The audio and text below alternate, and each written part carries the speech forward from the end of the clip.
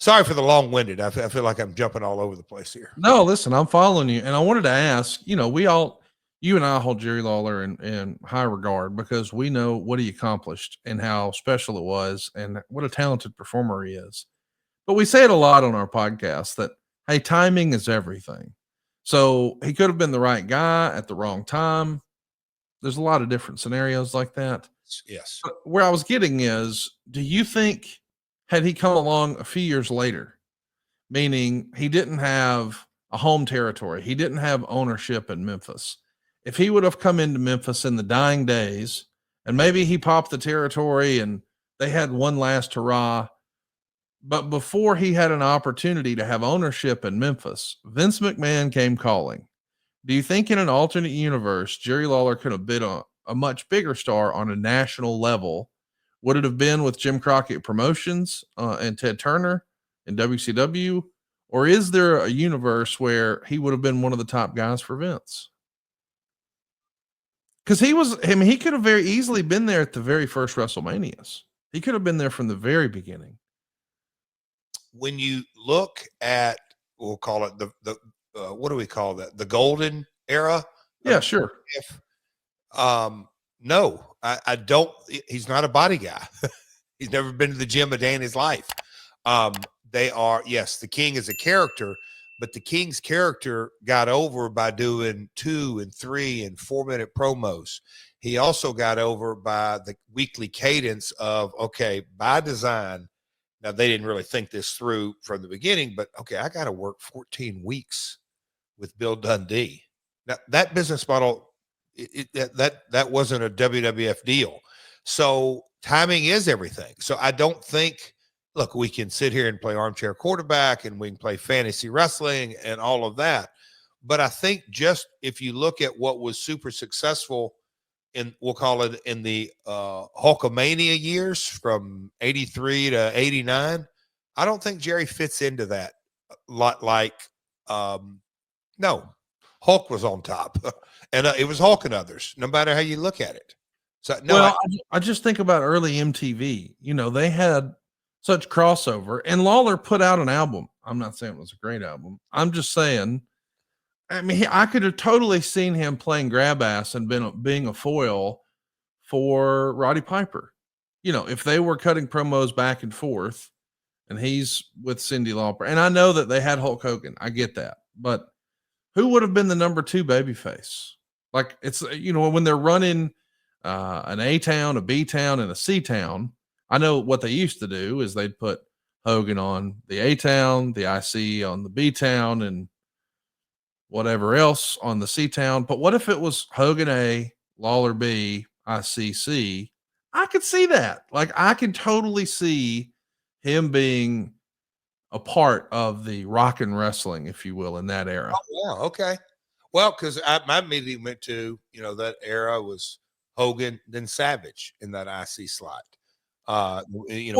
Get mega cowers. That's interesting for you to kind of go down that slant. Very interesting. Well, it looks like it's clear to me that Vince had interest in Lawler, or he wouldn't have made Harley Race, the former NWA champion, the greatest wrestler on God's green earth. He wouldn't have put him in a cape and a robe. Yes. So it's like he wanted that. And, just think about Lawler from an action figure standpoint with the crown and all that. Well, and even the rock and wrestling cartoon, like Hulk Hogan's rock and wrestling, like a cartoon Jerry Lawler with the crown. Like, I just think kids would have, I think it could have worked. I do too. And I think, again, the luxury of doing the podcast and looking back now 40 years, 35, 40 years is that, it's easy to say, oh, Vince loved big guys. Well, that changed in the Attitude Era because Vince liked these kind of guys. And then in the 2000s, he liked these kind of guys. What Vince, I think in a lot of ways, holy shit, this Hogan character. And that's what a great promoter to me does. He kind of said, okay, this Hogan character is taken off. I got to create more of this type of persona.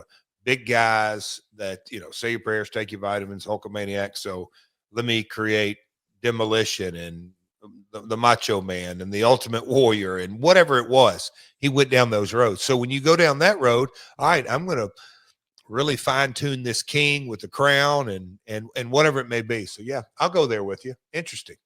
Hey, let's talk about 1987 because boy, it all comes to a head. This inter-promotional wrestling war, and some of this is going to sound familiar if you've been paying attention and you realize that there's a Saturday night's main event that's head to head with All In.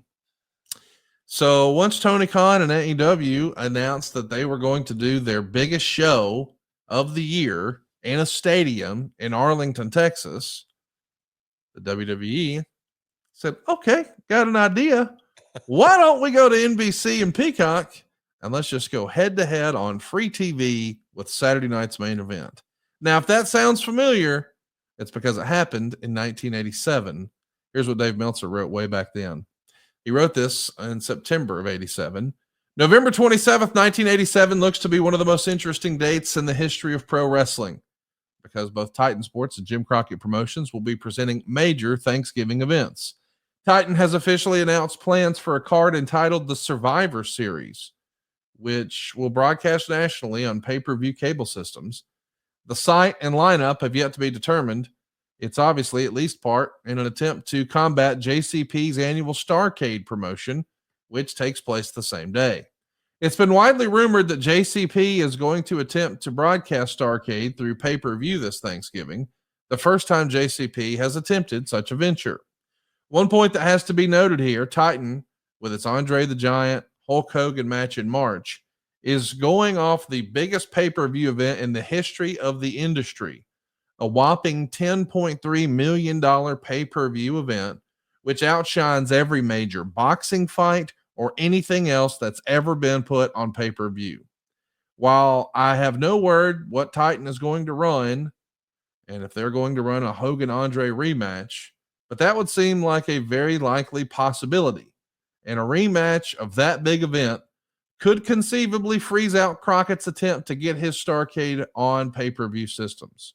Remember, if a cable system has a choice between broadcasting a Hogan and Andre rematch coming off the biggest pay-per-view event in history or a big JCP show, which in the industry is a unknown commodity, the choice will be easy and obvious. In addition, Titan is offering their Thanksgiving show to cable companies as a part of a package deal for WrestleMania 4. So we're all going to be watching with great interest as to what comes down with both of these shows as the weeks go by. So that's the first time we hear that, oh, they're counter programming. Now, in theory, this is going to be pay-per-view versus pay-per-view. What do you make of that news as a promoter? And what do you make of that news as a wrestler, Jeff? If you could wear your wrestler hat, is that good for the industry? Is it bad? And as a promoter, is that exciting or frustrating? Oh, wow. Which do I answer first? Because as a talent, you got to relish in the fact that there's two big boys slugging it out, because that creates a buyer's market, if you will. I think that's the easiest way to put it, that the more money players, you look at the NFL and how their money's divvied up, and then you jump over to the NBA and you just start into your head scratching ability. And they're like, I think it's one of my daughters asking, why do they get paid so much? I said, there's 53 football players. There are 12 to 15 basketball players on a team, and there's 82 games versus 17 or 18 games, and then get in baseball. And I know the economics and all that a little bit different, but in wrestling, it has ebbed and flowed. But if you are a wrestler, you want as many big boys slugging it out. That's why, hey, I'm going to go to Japan. I'm going to do this. I'm going to do that. All the different options. As a promoter, man, oh man, I would love to hear the book with Mr. Crockett, just to see if he commented, because that has got to be, in a lot of ways, kind of just devastating. That Starrcade, super successful, but knowing that, okay, there ain't a damn thing we can do about it. It is a clear, not just an FU. I don't want to say that, but okay, this isn't just that's what I'm saying. The days of the handshake agreement of the 22 territorial promoters, not only were they dead and gone, but it was turn the page and we're going to slice and dice and not just get your talent, but we're going for your dates. We are direct competition and we're trying to squish you out of business, period. I mean, that is exactly what happened. We know that Vince tries to strong arm and pressure the cable companies. Hey, if you're going to carry Starrcade, you're not going to carry WrestleMania. And it works. I mean, Crockett doesn't really find success on pay-per-view until they're a part of Turner Home Entertainment with WCW. So we're talking 87, and you're saying they really didn't get successful till what year? I mean, here's what I'm saying, Jeff. 1987 is, I mean, this is the way it's been explained to me on the Crockett side of things.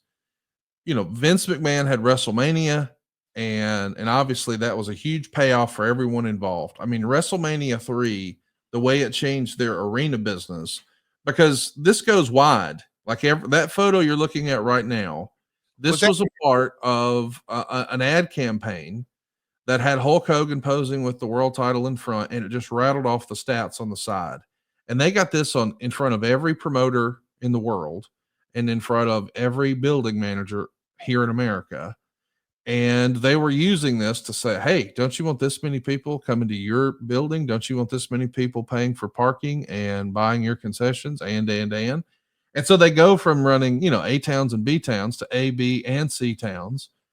And it's just, I mean, this is a boon, not just for them on their arena business, but it also, you know, supports their other licensing opportunities. Like we've all heard the stories. I mean, this was viral before social media was a thing. The Iron Sheik got 80 grand for a quarter for his action figure. Now, some people had that as a real head scratcher and thought, well, that can't be real. Well, the reality was every little kid wanted the Hulk Hogan doll. Hulk Hogan had to beat up somebody. So the Iron Sheik was the guy. So you're not just going to buy the Hulk Hogan doll. You've got to have Hogan beat somebody. So when Sheik gets that money, man, it became telephone, telegram, telewrestler. Cheeky baby. And from what I've understood, Jeff, through the years, is that this is when Crockett understood, hey, man, I've got to compete. And the only way I compete is to go to those guys and be honest with them and say, hey, I don't have a WrestleMania, but they're only getting paid off of one big event a year. We're going to run 4. And so if you stick with us, you're going to have a better quality of life. And yes, they're going to have the biggest show of the year with WrestleMania. But if you combine our 4 big shows, because we're getting into pay-per-view too, you'll make more money with us. And that's the pitch that he gave a lot of people. And Jeff, from what I understand, is he gave them guaranteed contracts in order to keep them and not have them jump to Vince. But the way those guaranteed contracts were done, it was such a way where it was, hey, we're going to pay you based on the house, but at the end of the year, we'll make it up based on the pay-per-view. So a lot of guys are working for what they know is less money right now in 1987 than they would have made if they would have just returned Vince McMahon's calls or dialed Stanford themselves, but they stayed loyal with the hopes that, hey, what we've been promised is going to happen. And then Vince sabotages the pay-per-view. So now Crockett's looking around thinking, hey, I've promised all these guys all this money and I can't afford to pay them. So a team like Arn Anderson and Tully Blanchard, they were promised one number as a payoff and they got half of that number. And there's some hurt feelings. And this is when people start to jump. And this is when Crockett starts to scratch his head and wonder, are we going to make it? And that's when he finds out, we're underwater already. You're about to go bankrupt. And he gets the life preserver from Ted Turner and makes the sale.